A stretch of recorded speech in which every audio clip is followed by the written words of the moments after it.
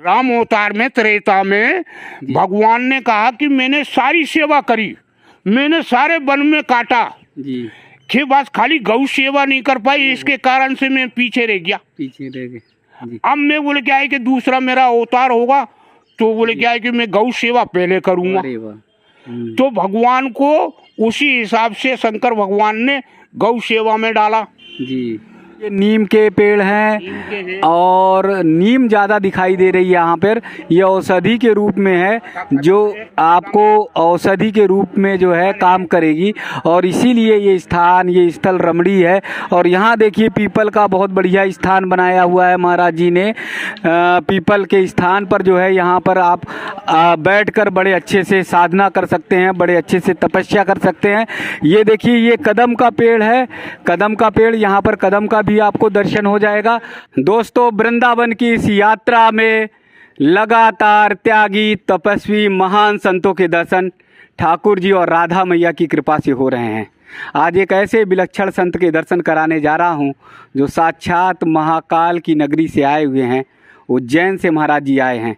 वृंदावन से इतना प्यार हुआ, इतना स्नेह हुआ, इतना लगाव आया कि वहाँ से सब कुछ छोड़ छाड़ कर महाराज जी वृंदावन आ गए और वृंदावन में ही वास कर रहे हैं। और एक ऐसे स्थान को इतना रमणीय बना दिया, इतना सुंदर बना दिया है कि आप कभी भी जब आएंगे तो आपका भी मन आनंदित हो जाएगा, आपका मन भी भाव से भर जाएगा। आप देखिए इधर पर महाराज जी ने पूरा वन क्षेत्र लगाया हुआ है, यानी पेड़ पौधे लगाए हुए हैं, पुष्प लगाए हुए हैं।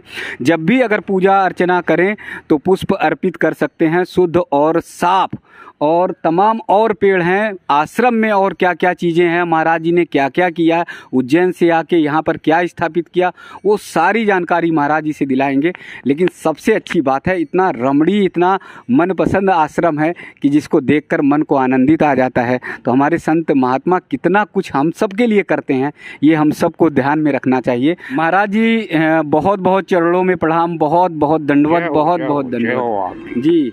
महाराज जी स्थान उज्जैन, और उज्जैन से वृंदावन आ गए जी। नाम महाराज जी शिरोमणि दास, श्री श्री 108 शिरोमणि दास जी महाराज जी। महाराज जी हम लोग बहुत सारे लोग जो है महाकाल के चरणों में जाते हैं वहाँ आशीर्वाद लेने के लिए। तो आपका कैसे भाव आया कि महाकाल की नगरी से यहाँ आ गए? महाकाल की नगरी से इसलिए आए कि ठाकुर जी की वहाँ की कृपा जी, हमको बोले इतनी बोले जागृति स्वरूप बना दिया जी। तो इसलिए वृंदावन में उनने भेजा कि बोले वृंदावन जाओ और राधा रानी के शरण में जाओगे तो तुम और तर जाओगे। अरे वाह जी। तो इसी प्रकार से यहाँ ठाकुर जी का और राधा रानी का दोनों का बड़ा घना प्रेम है जी। और हृदय भी ठाकुर जी का यही है और कहीं नहीं है। जो ठाकुर जी का यहाँ दर्शन मिलते हैं वो वृंदावन हमारे ब्रज 84 में जो आनंद बरसते हैं वो हर जगह नहीं बरसते। नहीं है। ठाकुर जी द्वारिकापुरी भी रहे, कुरुक्षेत्र में श्रीमद् भगवत गीता का उपदेश दिया, लेकिन जो हृदय यहाँ है वो कहीं और, वो कहीं नहीं है। अच्छा, वो जब सारी नीला हो जाने के बाद में महाभारत हो गया तो भगवान कृष्ण के पदम में बोले जो बाण लगा था, बाण की वजह से बोले अर्जुन को बोले क्या है कि बोले कहा आओ सका मेरे हृदय में मिल जाओ। तो जैसे ही बोले क्या है कि अर्जुन मिले तो ऐसे ही भगवान के जितनी जो शक्तियां दी थी वो वापिस शक्ति उनके हृदय में प्रवेश हो गई और ठाकुर जी आलोक हो गए। हाँ जी। तो जब आलोक हो गए तो अर्जुन की बोले जो गोपिकाएं थी उनको सौंप दी थी, बोले ये गोपिकाएं आप ले जाओ। तो वो अर्जुन के वही बाण और वही अर्जुन और सारी गोपिकाएं लुट गई और अर्जुन ने कुछ नहीं कर पाया। अर्जुन कुछ नहीं कर हाँ जी। जब भगवान का बोले क्या है कि सुमरन किया कि हे केशव ये तुमने मेरे साथ में क्या किया जी।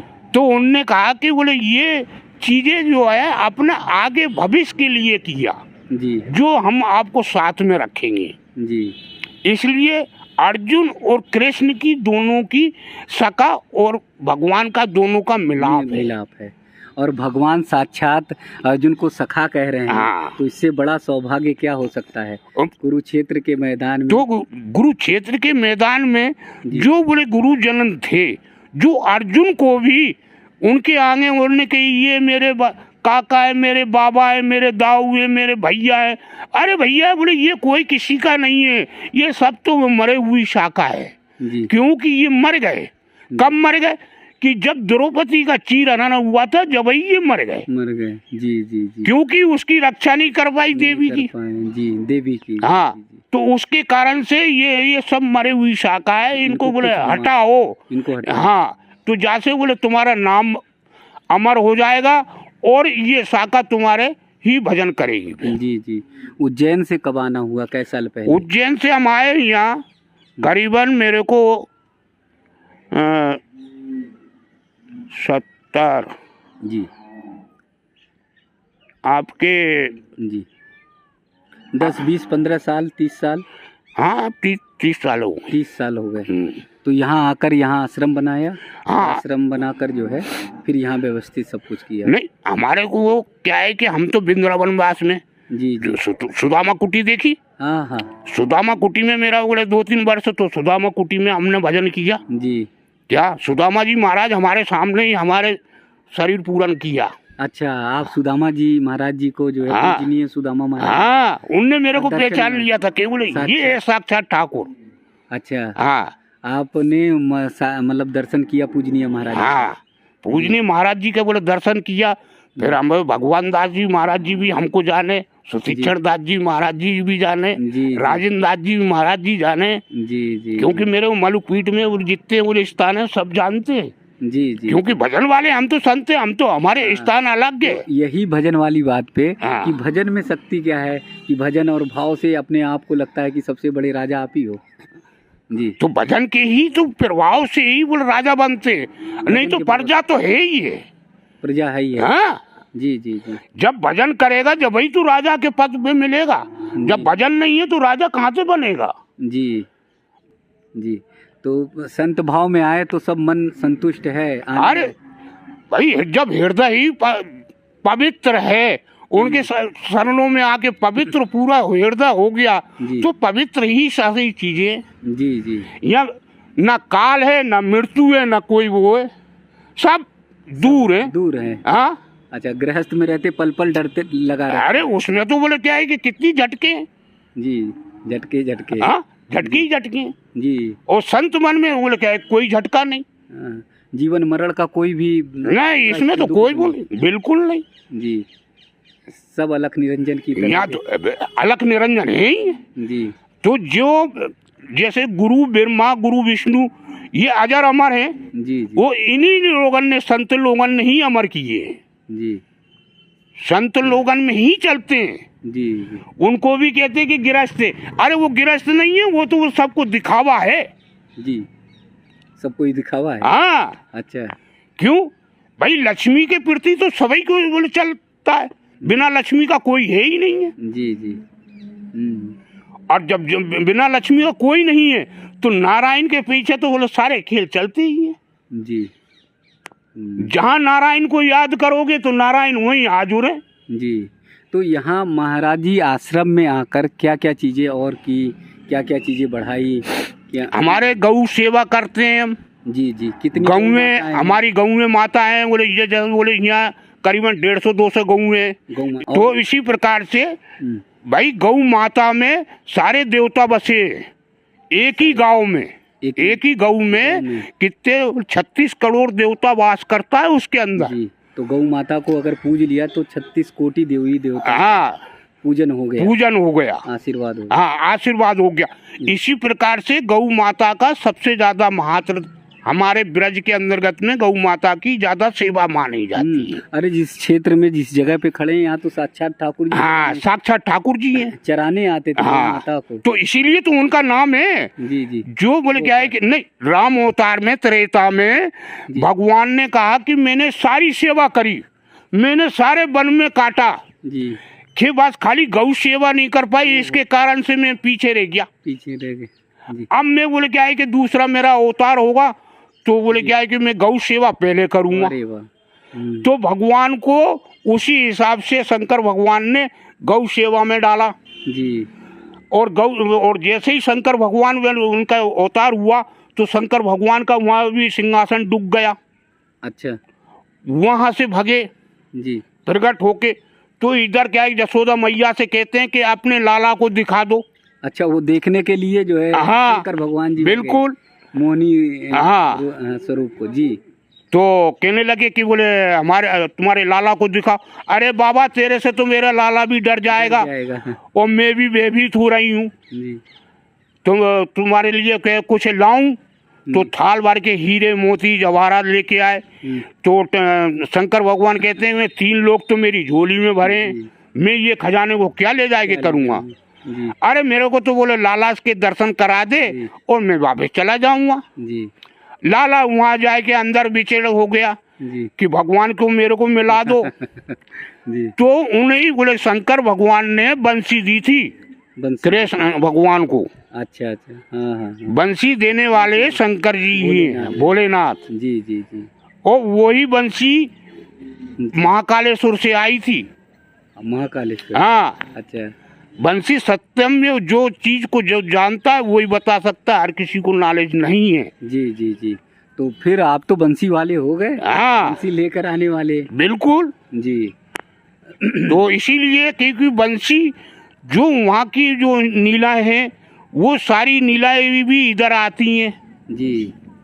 क्योंकि वहाँ कुंभ भरता है, बहुत जबर कुंभ भरता है।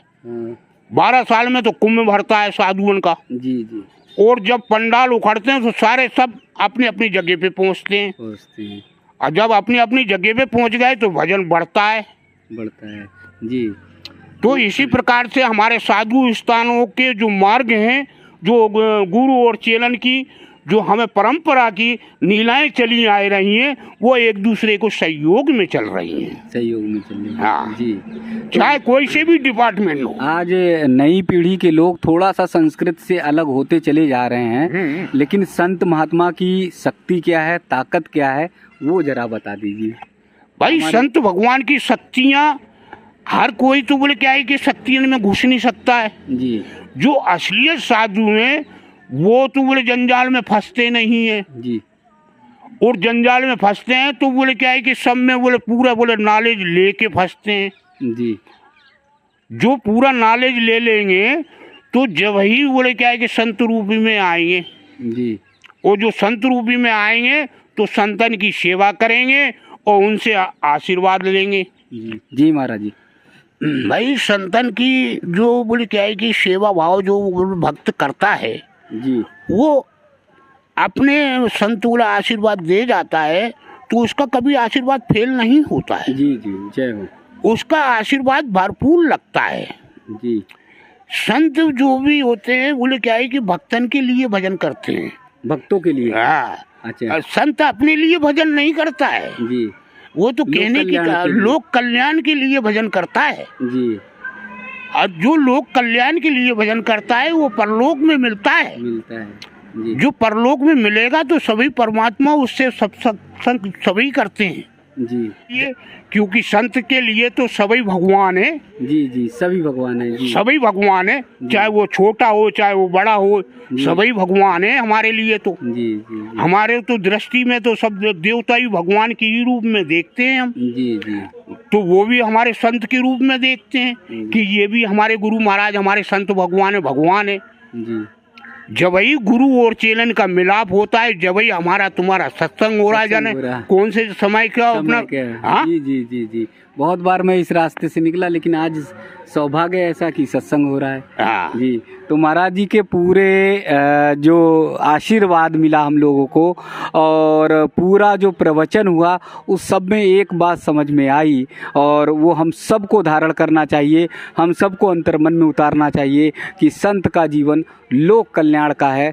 लोक कल्याण के लिए संत इस धरती पर अवतरित होते हैं और ये हमारा सौभाग्य होता है, बहुत पुण्य होता है कि संत का सानिध्य मिले। इसलिए आप लोगों से आग्रह है, निवेदन है, करबद्ध निवेदन है कि कहीं पर भी संत गुरु ऐसे दिख जाएं, संत महात्मा दिख जाएं, उनको चरण वंदन करिए, दंडवत करिए, आशीर्वाद लीजिए और आप समझिए कि आपका जीवन धन्य हो जाएगा।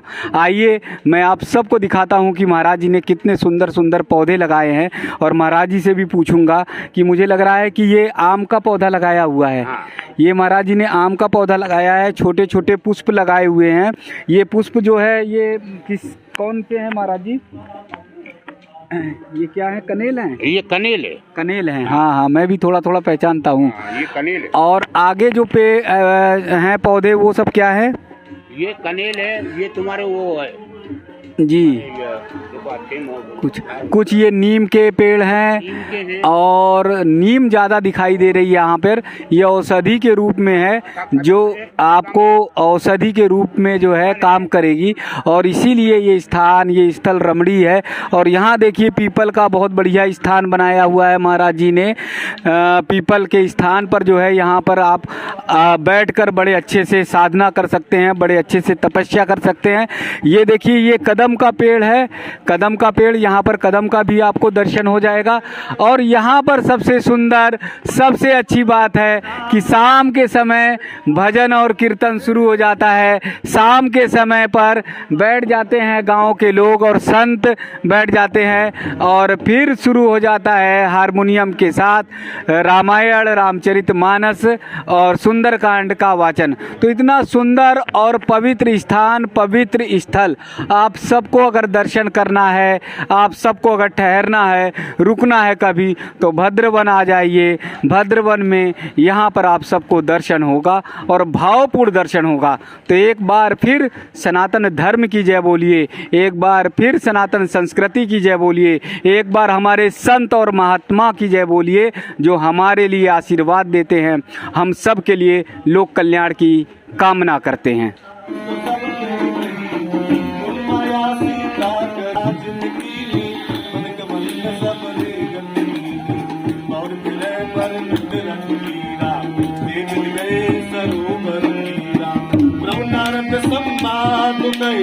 मारुत मिलन प्रसंग तुम सुग्रीव मिताई, बाल प्राण कर भंग, कपे तिलक कर प्रबोधक, शैल प्रवर्षण बास, बरलन बरसा शरद अरु